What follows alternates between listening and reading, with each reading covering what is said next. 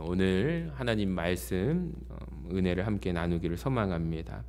33절 말씀을 다시 한번 보세요. 누구든지 등불을 켜서 속에나 말 아래 두지 아니하고 등경 위에 두나니 이는 들어가는 자로 그 빛을 보게 하려 함이라. 아멘. 이 말씀에 보면 제가 노란색으로 표기를 했는데요. 과 말과 등경, 이 단어가 조금 오늘날에는 좀 생소한 단어입니다. 쉬운 번역으로 말씀드리면 이런 뜻이에요. 누구도 등불을 켜서 숨겨놓는 사람은 없대요. 예를 들어서 등불을 켰는데 그걸 감추거나 덮어놓는 사람은 없다는 거죠. 바구니 밑에 놓는 사람도 없습니다. 그 대신 어디에다가 놓느냐면 불을 켜서 스탠드 위에 다른 사람이 보도록 높이 보이도록 모든 사람에게 보이게끔 높은 데 환하게 비추도록 둔다는 것이죠. 여러분 이해가 되십니까? 빛은 모든 사람이 보여지는 곳에 두게 되어 있습니다. 오늘 본문이 의미하는 이 빛에 대한 등불에 대한 상징은 누구냐면 따라해 볼까요? 예수 그리스도. 예수 그리스도를 상징합니다. 성경 곳곳에 예수님은 빛으로서 상징하고 표현이 되십니다. 그러니까 이 빛이신 예수님이 소수의 사람들만 아는 것이 아니에요. 모두가 알도록 모든 사람들에게 이 빛이신 예수님을 비추기를 원하십니다. 요한복음 1장 9절에 보시면 이렇게 되어 있거든요. 같이 읽어봅니다. 시작. 참빛 곧 세상에 와서 각 사람에게 비추는 빛이 있었나니. 아멘. 참빛 곧 세상에 와서 각 사람에게 비추는 빛이 있었다고 합니다. 그러니까 예수님의 빛은 숨겨져 있는 빛이 아닙니다. 모든 사람들을 향한 밝히 비추는 빛이 바로 예수님이시라는 거죠. 그러니까 모든 사람이 볼 수 있는 빛입니다. 특별히 여기에 예수님을 등불이라고 표현했는데 헬라어로 등불은 루크노스라는 단어입니다. 근데 이 단어가 또 어디에 쓰여지냐면 요한계시록 21장에 이런 말씀이 있어요. 그 성은 해나 달의 비침이 쓸데없으니 이는 하나님의 영광이 비치고 어린 양이 예수님이 그 등불이 되심이라. 아멘. 여러분 이 단어가 바로 느크노스라는 단어가 여기 나오는데요. 예수님은 온 세상을 밝히 비추시는 등불이고 빛이심을 믿는 우리 모두가 되시기를 바랍니다. 그 예수님을 하나님께서 그 빛을 온 세상에 비추기를 원하신다는 거죠. 여러분 신앙생활은 무엇입니까? 그 빛을 인식하는 거예요. 그 빛을 받아들이는 것입니다. 근데 문제가 하나 있어요. 여러분 이 빛은 분명히 많은 사람들에게 모든 사람들에게 볼 수 있게끔 환히 비출 수 있는 등불이고 빛인데요. 실제로 그 분을 만난 모든 사람들이 그 빛을 인식했는가라는 질문에는 그렇지 않았습니다. 요한복음 1장에서 예수님을 빛으로서 비유합니다. 요한복음 1장 5절에 보면 그 빛이 비추되 사람들이 어둠을 깨닫지 못했다라는 말씀이 나옵니다. 또 1장 10절에도 보면 뭐라고 되어 있냐면 세상이 그를 예수님을 알았대요, 알지 못했대요? 알지 못하였다라고 나옵니다. 그러니까 분명히 그 빛, 예수님의 생명의 빛, 예수님의 빛의 등불이 밝히 모든 사람들에게 볼 수 있도록 빛을 비추고 있는데 그 빛을 보는 사람이 있고 못 보는 사람들도 있다는 것을 우리는 알아야 합니다. 여러분 그렇다면 이것은 무엇에 문제가 있을까요? 그 빛을 인식하는 눈이 문제가 있다는 것이죠. 그래서 예수님이 이 빛 이야기를 하신 다음에 34절부터 보시면 이어서 어디 얘기를 하세요? 눈 이야기를 하세요. 눈이 중요하다는 거예요. 같이 읽어봅니다. 시작. 내 몸의 등불은 눈이라. 내 눈이 성하면 온몸이 밝을 것이요 만일 나쁘면 내 몸도 어두우리라. 여기 보시면 내 눈이 성하면 빛을 받으니까요 온몸이 밝을 것이고 만일 나쁘면 내 몸도 어두우리라. 여러분 이해가 되시나요? 그러니까 빛은 모든 사람들에게 밝히 비추어지고 있지만 그것을 볼 수 있는 눈을 가진 사람, 성한 눈을 가진 사람만 그 빛을 보고 인식하고, 아무리 빛이 모든 사람에게 비추어져도 그 빛을 볼 수 없는 눈이 없는 사람은 못 본다는 것이죠. 제가 아시다시피 안경을 쓰고 있는데, 제가 초등학교 4학년 때부터 안경을 써서 제 눈이 상당히 나쁩니다. 사실 눈 때문에 군대를 안 갈 수가 있는데요, 노무현 정권 때 문신한 사람들도 다 가라 해서 갑자기 규제가 바뀌어서 현역으로 갔다 왔습니다. 안 갈 줄 알았는데 안 가지는 않고요. 이제 가서 항상 저는 아침부터 일어나면 뭘 찾을까요? 안경을 찾게 됩니다. 안경을 쓰는 일로 시작을 해요. 얼마 전에 우리 유초등부 아이 중에 도연이가 안경을 썼길래 저랑 이야기를 하다가 안경에 대한 이야기를 서로 하다 보니까 공통점이 있더라고요. 아침에 일어나서 처음 안경을 끼면 학교에 갈 때 안경을 빠뜨리고 갈 때가 있어요. 그러면은 칠판이 보여요, 안 보여요? 안 보여요. 맨 앞자리에 앉지 않는 이상은, 또 저는 중간쯤에 앉았는데 칠판이 전혀 안 보여가지고 내일은 꼭 안경을 가져와야지라고 생각한 적이 있습니다. 제가 눈이 굉장히 나쁜데요, 우리 성도님들 중에 저보다 나쁘신 분이 있을까? 왜 그러냐면 저는 다른 분들과 안경을 바꿔 껴보면 내 눈이 얼마나 나쁘구나라고 압니다. 근데 얼마 전에 권중은 집사님하고 서로 얘기를 하다가 세상에 저보다 눈이 나쁘신 분이 계시더라고요. 지금 2층 방송실에서 봉사하고 계십니다. 제가 이제 눈에 굉장히 나쁘다 보니까 깨달은 점이 몇 가지가 있어서 알려드리면, 우선 저는 안경을 벗으면 우리 성도님들의 얼굴이, 또 우리 가족들의 얼굴이, 예쁜 얼굴을 잘 못 봅니다. 얼굴이 뭉개져 있어요.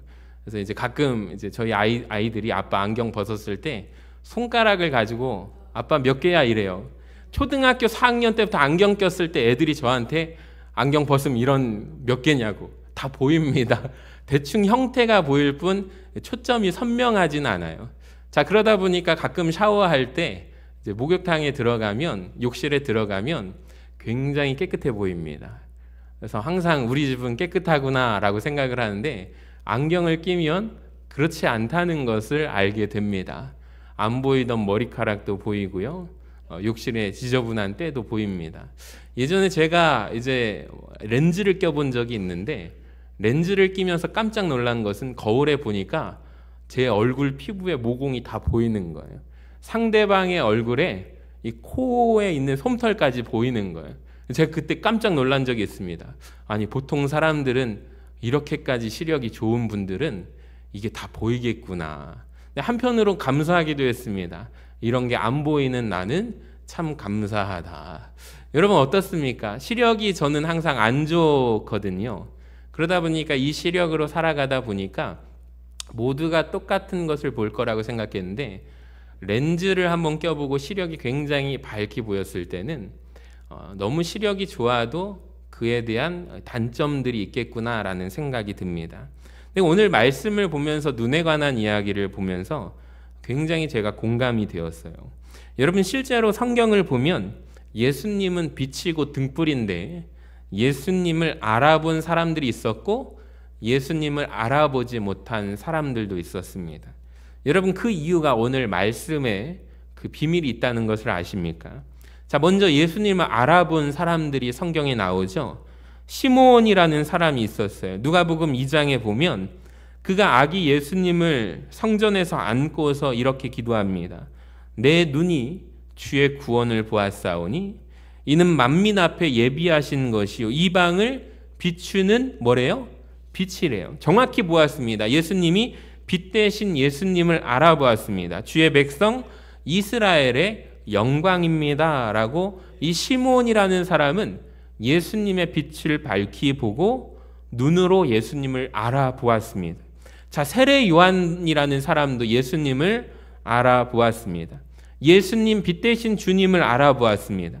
뭐라고 이야기를 해요? 세례 요한이 보라 세상 죄를 지고 가는 하나님의 어린 양이로다. 아멘. 정확하게 알아본 거예요. 그러니까 이들을 향해서 성경이 뭐라고 이야기를 합니까? 이 사람들은 눈이 어떤 사람이래요? 눈이 성한 사람이다 라고 말하고 있는 거예요.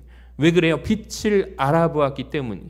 예수님이 빛이 되시고 등불 되심을 알아보았기 때문입니다. 여러분 근데 오해하지 마시기 바랍니다. 아까 전에 제가 눈으로서 비유를 했잖아요. 제 시력, 제가 눈이 나쁘다고 얘기를 했는데 이게 육신적인 눈을 의미하지는 않습니다. 성경을 보면 비록 육신의 눈은 닫혀 있었어요. 맹인의 삶을 살았지만 그럼에도 불구하고 소경된 자가 예수님을 알아본 사람이 있었습니다. 누굽니까? 소경 바디메오라는 사람이었습니다. 이 바디메오라는 사람은 육신의 눈은 닫혀져서 어둠 속에서 살아가지만 그런데 그는 빛 대신 주님을 알아봅니다. 예수님이 자기 동네에 온다는 소식을 들었을 때 뭐라고 고백하죠? 다윗의 자손 예수여 라고 고백합니다. 같이 한번 읽어봅니다. 시작. 다윗의 자손 예수여 나를 불쌍히 여기소서 하거늘. 그러니까 예수님이 바로 그리스도 메시아라는 뜻이거든요. 메시아 되시는 주님 그리스도시여 나를 불쌍히 여겨주소서라고 고백하는 거예요. 여러분 이게 무슨 말이냐면 성경이 지금 말씀하고 있는 성한 눈이라는 것은 우리의 육신적인 눈을 의미하지 않습니다. 그러니까 육적인 눈이 떠 있던 간에 떠 있지 않던 간에 영적인 눈으로 주님을 예수님을 바라볼 수 있는 눈이 열려 있는 사람인가라는 의미입니다. 그러니까 즉 주님을 볼 수 있는 눈이 있습니까 없습니까 이 말입니다. 여러분 세상에서 소경된 자 바디메오도 육신의 눈은 닫혀 있었지만 어두웠지만 영의 눈이 열리자 빛 대신 주님을 바라볼 수가 있었습니다. 대표적인 사람이 현대적으로 파니 제인 크로스비라는 사람인데요. 이분을 아실 것입니다. 찬송가를 보면 작사, 작곡, 그분들의 이름이 표기가 되어 있죠. 그러니까 제일 많이 나오는 사람이 이분이에요. 크로스비 여사입니다. 이분은 12,000곡이나 되는 찬송을 작사하신 분이에요. 근데 놀랍게도 사진을 자세히 보면 눈 부분이 시커멓습니다. 맹인이었습니다. 태어난 지 6주 만에 실명한 사람입니다. 근데 이 사람이 엄청나게 많은 찬송시를 남깁니다. 마음의 눈으로 빛 대신 주님을 바라보았기 때문입니다. 마음의 눈을 열어 등불 대신 예수님을 바라보았기 때문입니다. 여러분 이분이 남긴 대표적인 찬송가들이 있어요. 누군가는 그 마음에 소망을 두고 항상 부르시는 찬송가가 있을 것입니다. 한번 읽나 보십시오. 예수를 나의 구주 삼고 나의 영원하신 기업 나의 갈 길 다가도록 예수 인도하시니 오 놀라운 구세주 예수 내 주 예수께로 가면 나는 기뻐요. 예수 나를 위하여 십자가를 질 때 인내하신 구세주여 내가 비오니 너희 죄 흉악하나 그 밖에 등등 많은 찬송가가 있습니다. 여러분 이분이 찬송시를 지었습니다. 이분은 비록 육신의 눈은 닫혀있고 어두웠지만 성경은 이 사람을 향하여 뭐라고 말할까요? 눈이 성한 자다라고 말할 것입니다. 반면에 눈은 뜨고 있지만 영적인 눈이 감겨져서 주님을 알아보지 못한 사람들이 많았죠. 대표적으로 이 사람들이 바리새인들이었습니다. 혹은 서기관들, 사두개인들입니다. 예수님을 3년간 따라다니면서 예수님을 배반했던 가룟 유다일 것입니다. 이들 모두는 눈이 나쁜 사람입니다. 빛을 알아보지 못했습니다. 재밌는 것은 성경에 눈이 나쁘면이라고 되어 있는 단어가 악한 세대요. 우리 지난 시간 기억나시나요? 예수님이 사람들을 향하여 이 악한 세대야 라고 말하지 않았습니까? 같은 뜻으로 쓰여져 있다는 것이 충격입니다. 그러니까 성경 원어적으로 보면 이 나쁜 눈은 곧 악한 눈을 의미합니다.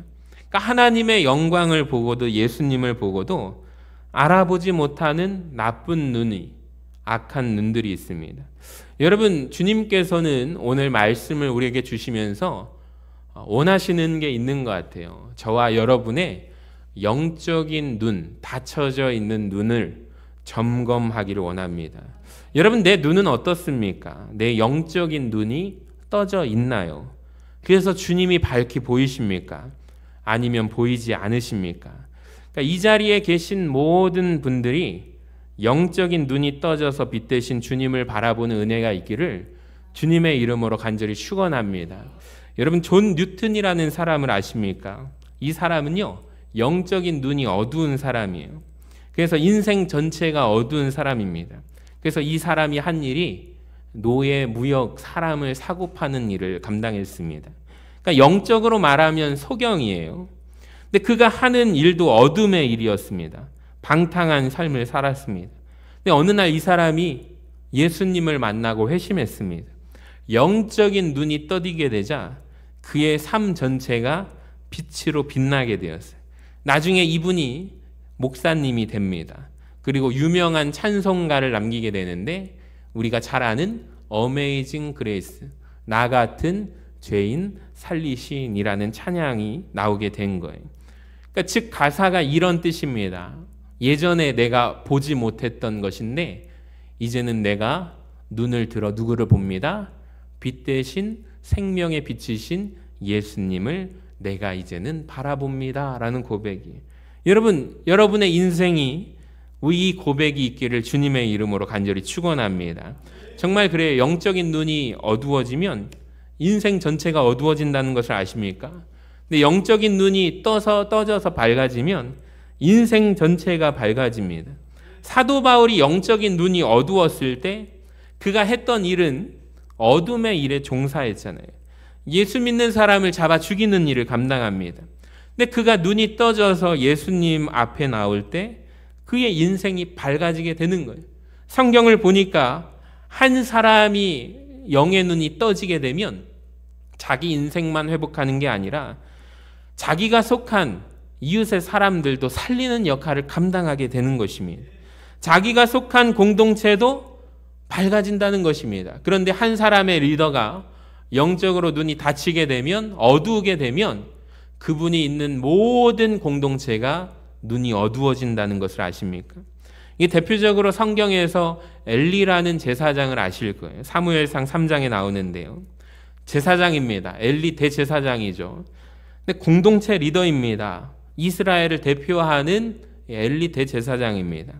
근데 성경에 뭐라고 되어 있냐면 엘리에 대해서 영적으로 표현인데요. 그는 심히 눈이 어두운 자였다라고 말을 해요. 제사장이라는 대제사장 직분을 가졌지만 그는 눈이 어두운 사람입니다. 그랬더니 그의 인생 전체가 어두워요. 근데 사무엘상 3장 1장에 보면은 놀라운 표현이 나오죠. 아이 사무엘이 엘리 앞에서 여호와를 섬길 때에는, 지금 엘리가 이 시대의 영적인 지도자였을 때에는 여호와의 말씀이 희귀하여 이상이 흔히 보이지 않았습니다. 엘리라는 한 사람이 영적인 소경이 되자 그의 인생만 어두운 게 아니라 이스라엘 전체가 어두웠다는 것을 아십니까? 하나님의 말씀이 희귀하고 하나님의 말씀이 보이지 않는 시대가 되었어요. 그러니까 여러분, 지도자가 얼마나 중요한지 아십니까? 가정에서 영적인 리더로 세워진 어머니, 아버지가 서 있다는 역할이 얼마나 중요한지 아십니까? 근데 만약에 영적으로 어두운 집안은 자녀들까지 그 집안 전체가 어둡다는 것을 아십니까? 그러니까 눈이 밝으면 그 집안 전체가 영적으로 깨어나게 되어 있어요. 정말 그러거든요. 지도자의 무서움을 아셔야 합니다. 그러니까 이렇게 암울한 분위기로 시작된 사무엘상 3장 말씀이 어떻게 끝나냐면 아이 사무엘이 자라는 것으로 끝납니다. 그러면서 반전이 일어나는데요. 아무것도 보이지 않는 시대였습니다. 하나님의 뜻을 도무지 알 수 없는 시대라고 했지만 아이 사무엘이 점점 자라나면서 분위기가 바뀝니다. 사무엘상 3장 19절을 우리 같이 읽어봅니다. 시작. 사무엘이 자라매 여호와께서 그와 함께 계셔서 그의 말이 하나도 땅에 떨어지지 않게 하시니. 아멘. 그 다음 보시면 단에서 부엘세바까지 온 이스라엘이 사무엘은 여호와의 선지자로 세우심을 입은 줄을 알았더라. 여러분, 이게 보았다는 것입니다. 하나님의 역사를 바라본 것입니다. 엘리라는 사람이 리더였을 때와 사무엘이라는 사람이 리더였을 때 완전히 달랐습니다. 하나님의 뜻이 엘리였을 때는 보여지지 않았고 사무엘이었을 때는 눈을 통해서 보여지는 것이 있는데, 하나님의 뜻이 이것이구나라는 것이 보여졌다는 거예요. 그래서 사무엘이 영적인 지도자의 말이 선포하는 말들이 땅에 떨어진다는 게 뭐죠?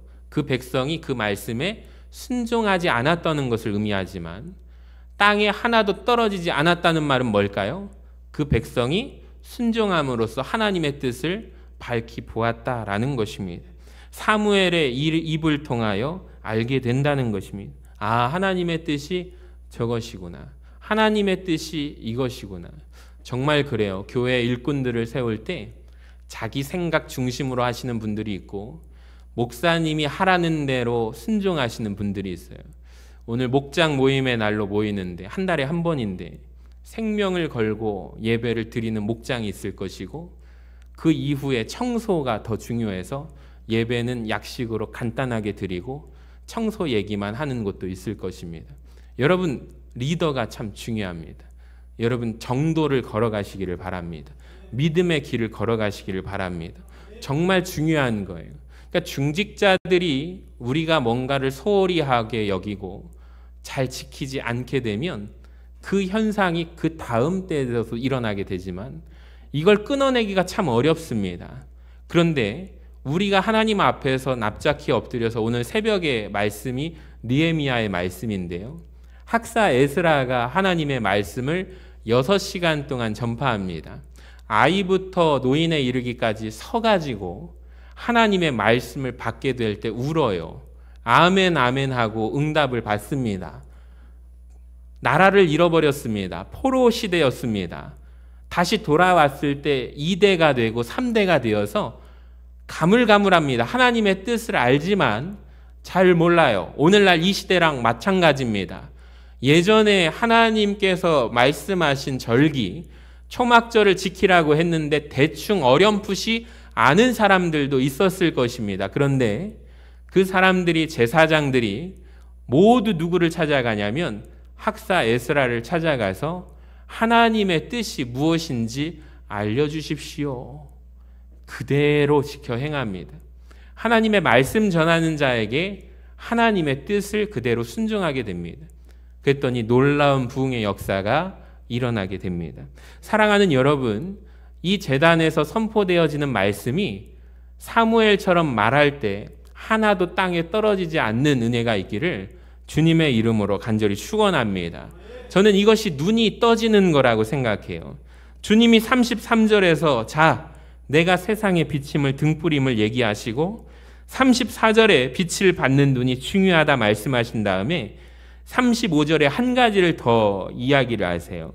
그런데 있잖아, 내 속에서 빛을 분명히 빛인데 빛이 들어오긴 하는데 우리가 점검해야 될 것이 있는데 한번 보여주시면 내 속에, 내 안에 있는 빛이 어둡지 않은가 한번 점검하라, 확인하라 라고 되어 있습니다. 즉 내 눈을 좀 확인하라 라는 말입니다. 여러분, 빛이 들어오는데 충분히 예수 그리스도의 빛이 빛나고 있는데 그 빛이 내 안에 들어오는데 어두운가 밝은가를 점검하라. 빛을 받아들이는 내 눈이 감기어져 있는가 떠져 있는가를 점검하라 라고 말씀합니다. 그래서 시편 119편에 나오는 기도가 하나 있는데 같이 한번 읽어봐요. 우리 보여주시면은 마지막 절 있나요? 여호와여, 없나요? 여호와여, 내 눈을 열어 주의 율법에서 놀라운 것을 바라보게 하여 주시옵소서. 여러분, 이 기도가 우리 모두의 기도가 되기를 주님의 이름으로 간절히 축원합니다. 하나님의 말씀에 우리의 영의 눈이 떠져서 놀라운 것을 바라볼 수 있는 은혜가 있기를 소망합니다.